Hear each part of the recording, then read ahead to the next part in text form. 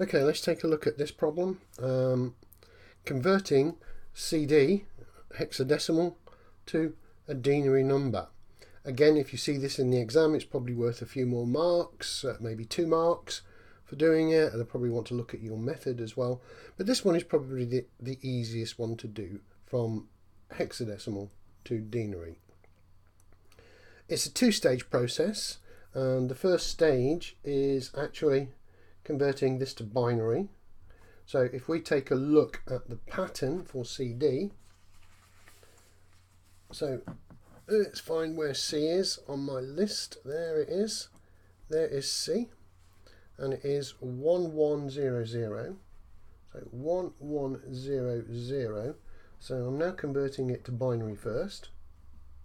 1100, and the D is the one below it, 1101. 1101. Now the nice thing about this is you always have, if you've got 2 hexadecimal digits, because you're taking it from the table, you're always going to have 8 bits, so that's quite nice. And if we now go to our second part, where we convert from binary to denary, let's just pull that down so you can see it. We're going to write out the table: 1, 2, 4, 8, 16, 32, 64, 128, and we're going to put this number in: 11001101. Okay, so let's just do it. So we've got 128 plus 64 plus 8 plus 4 plus 1. Again, this is really where you're going to make a mistake, is not copying out the numbers correctly or making a mistake in the addition. So let's go for it. 2 8s are 16, and a 4 is 20, and a 4 is 24, and a 1 is 25. Go with the 2, 2, 4, and 6 is 10. Put 0, carry the 1. 1 and 1 is 2. Answer 205. So CD is in base 16 is 205 in base 10 or denary,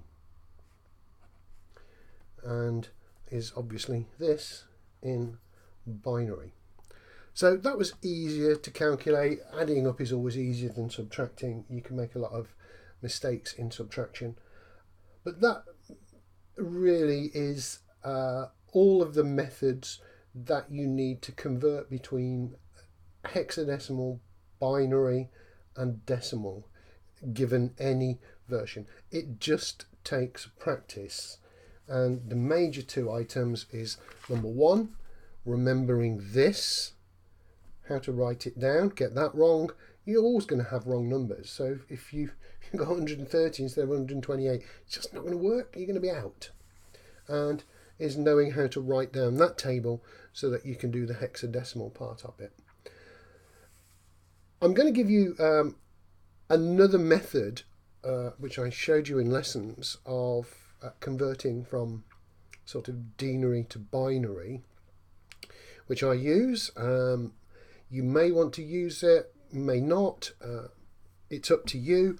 I prefer it because it's a lot easier when we come to write a program to convert it, because it's an algorithm rather than pattern matching.